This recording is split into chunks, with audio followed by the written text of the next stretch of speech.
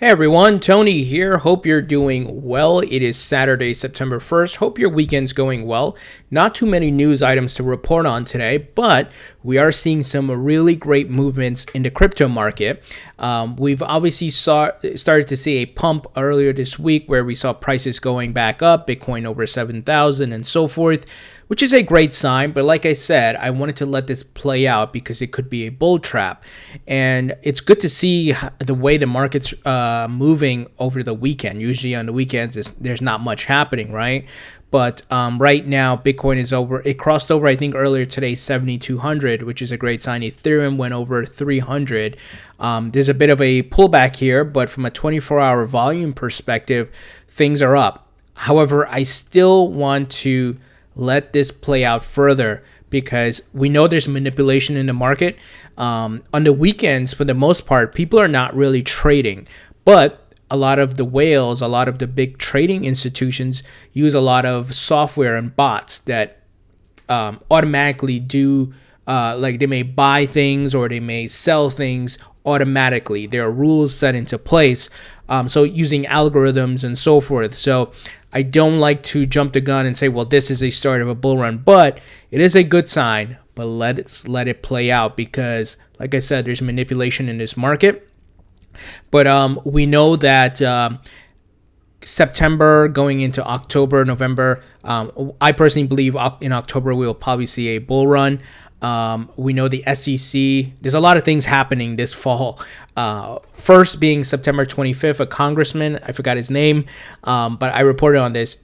He's bringing in Ripple, he's bringing Kraken, he's bringing in venture capitalist firms that are invested in crypto, a whole bunch of folks, the NASDAQ and so forth, to discuss crypto. On the 30th, the SEC is supposed to give a decision on some additional Bitcoin ETFs. I expect maybe one to be approved, but who knows? I don't think the market needs it. The market already reacted to the previous decline of 9 ETFs, and the market didn't tank further. It actually had the reverse effect. So, like I said, we don't need the ETFs. However, getting one approved will have an emotional boost across the market for everyone, big money, retail investors, and so forth. And I think that could spark a bull run for sure. I believe the launch of Bakkt, which is obviously backed by the parent company of the New York Stock Exchange, ICE, Starbucks, and Microsoft, will certainly have a big impact on the market.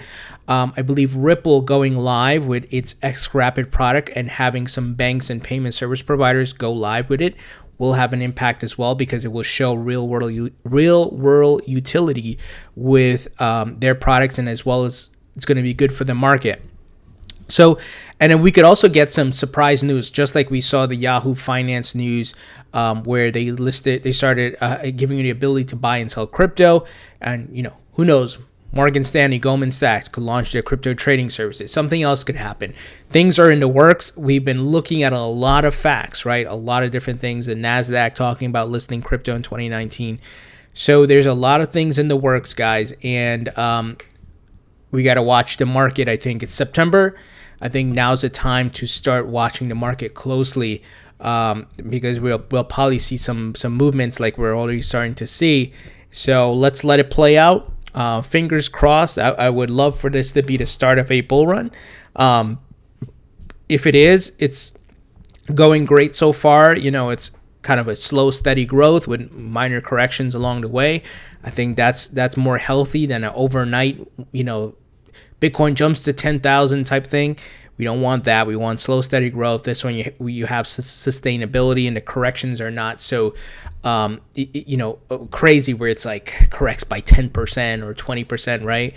So good sign all around. I was so surprised when I woke up this morning and I took a look at the market here. I was like, wow, on a weekend, right? So good sign. Some news related to Ripple. As you guys know, Coil, which was started by Ripple's former CTO, Stefan Thomas, has entered a closed beta. And let me give you some details here. Coil is actually one of the projects that is being funded by Ripple through their Spring initiative. And I think this is a smart move by Ripple because Coil helps provide micropayments across the web. So let me give you guys a breakdown. Coil, a new company founded by Ripple's former chief technology officer Stefan Thomas, has launched a closed beta.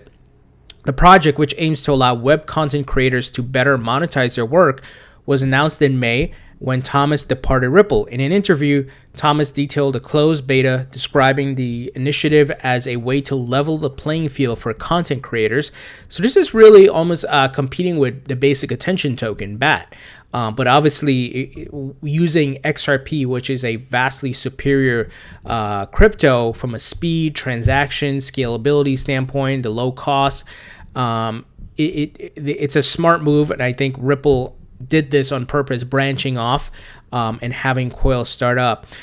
So a quote here from Stefan Thomas: if you're big, you can have a subscription service like Netflix or Spotify.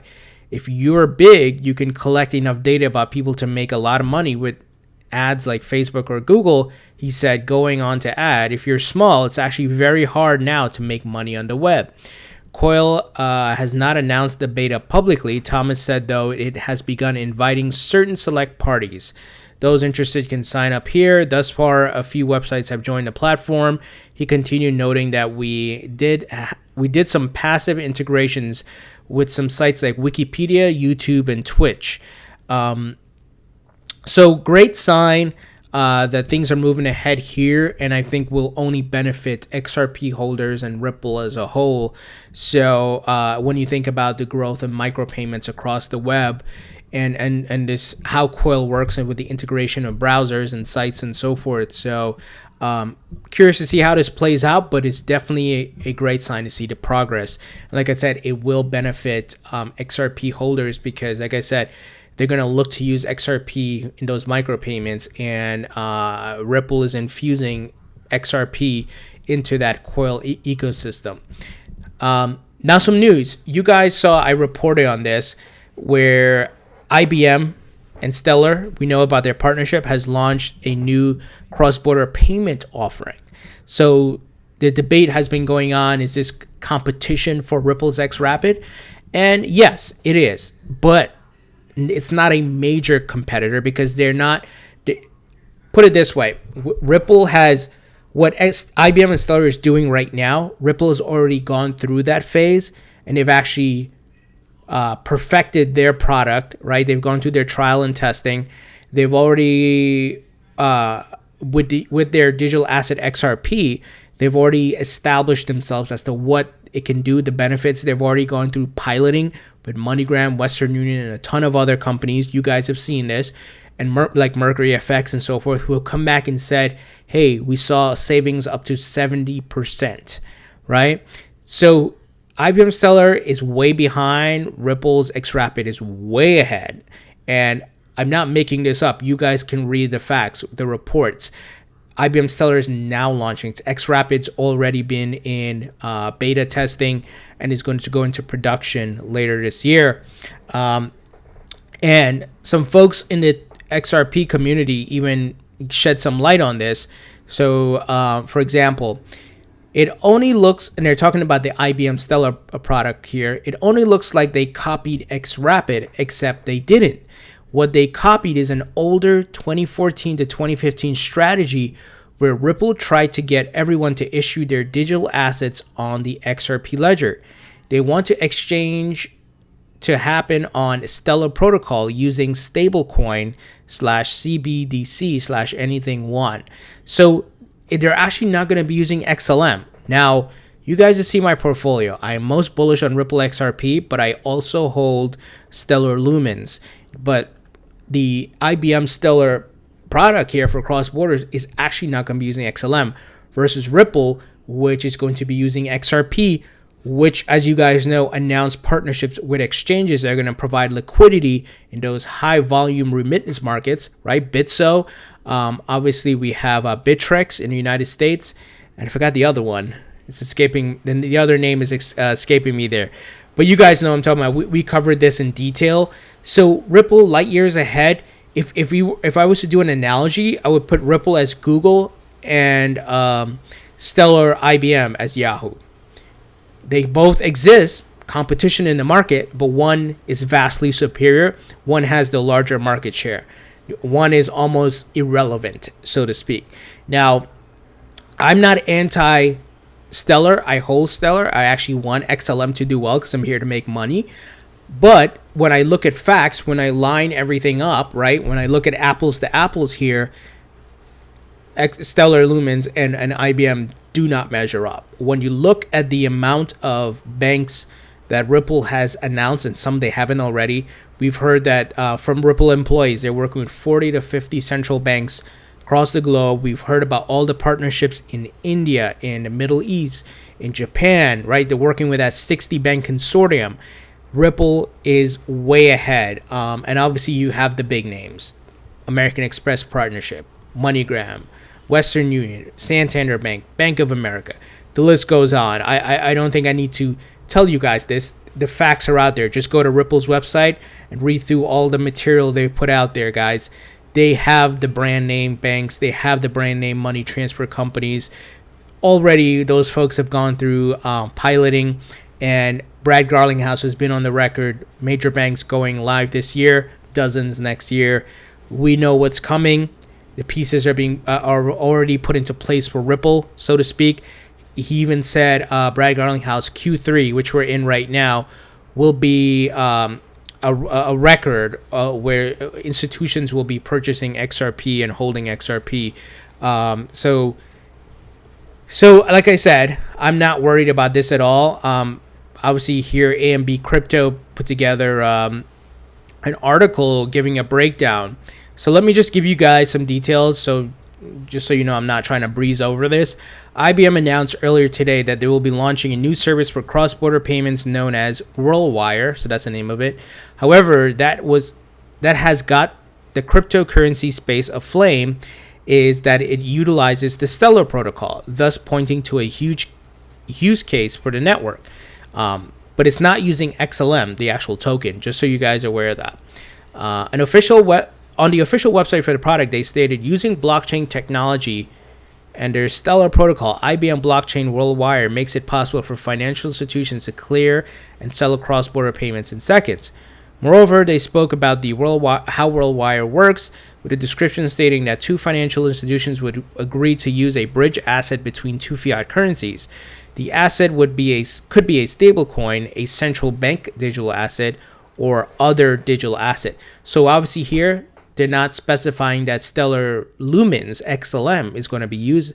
It looks like they're just going to say, here's the technology. You guys decide what bridge asset you want to use. I don't know how it's going to work, but like the folks from Ripple, this is what Ripple tried to do years ago, and they found that was not going to be ideal, because it's better you introduce the specific digital asset that will be the bridge asset. This way the banks are not fighting with each other, and there's no discrepancy as, okay, we should use this or we should use that, and also I'm losing my train of thought here. The bridge asset, for example, which is XRP, we know is super fast, 2 to 3 seconds, cheap to use, 1,500 transactions per second. It has the transparency and the scalability, so vastly superior than what I think IBM WhirlWire is offering here. Just my opinion. I want you, I would love to hear what you guys think, but just looking at all the facts here, it's very interesting. I think this is, like I said, what Ripple was trying to do in the past. But let's see how this plays out. And I don't know which banks IBM is currently going to get to use this, but I do know which ones I'm working with Ripple and which plan to use this. So Ripple's xRapid, right? And as well as the money transfer companies and the ecosystems out there. So you guys can continue to read up on this, and we'll see. But like I said, there's going to be competition in the market, obviously, and I think Ripple is way ahead. Like I said, I've made the analogy. Ripple is Google. IBM Stellar WhirlWire is Yahoo. That's just my opinion based on what I looked at from a business standpoint, from a factual standpoint, from a progress standpoint, a roadmap. Ripple is already ready to go live. So, and like I said, here's some just I shared with some thoughts that came from the community here. Let's see. See if there's anything else here. Okay, this article has a quote, serving as an agreed upon store of value exchange between parties. Agreed upon store of value, this is a counterparty digital asset on Stellar's network, not a digital asset without a counterparty being traded on a public exchange, right? So he's giving an example of XRP versus what they're going to use. Let's see here.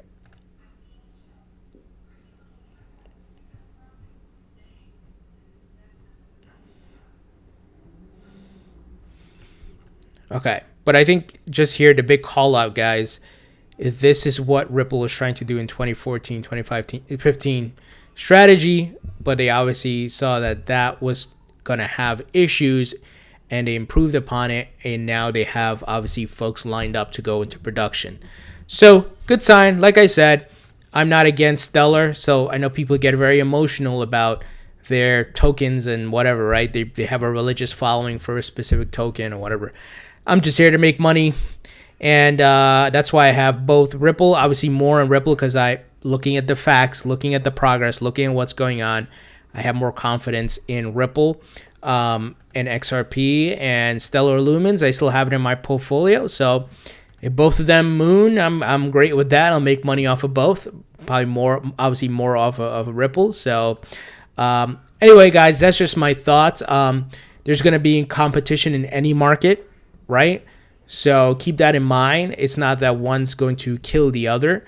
The world is very large. There's many banks. There's many payment service providers. But I think Ripple has the head start and it's way ahead. And it already has the liquidity providers and so forth. And it has folks who've already piloted. So I don't know if IBM they haven't announced any banks. They haven't given any names yet. Where's the clientele? Who's going to use it? Where's the adoption, right? I already have a solid track record for Ripple. So looking at it from a business standpoint, guys, not getting emotionally involved here, just logical, factual approach here. So anyway, what do you guys think about that? As well as the market looking great, even on a weekend, but let's let it play out. Coil going to close beta. Looks like that's going to, like I said, it's going to benefit XRP big time. And XLM's IBM Stellar WorldWire versus xRapid. So let's see how this plays out, guys. Leave your thoughts and comments in the comment section below. Thumbs up if you like this video. Please subscribe if you haven't already. Don't forget to follow me on Facebook and Twitter. Links in the description. Enjoy the rest of your weekend, and I'll talk to you guys later.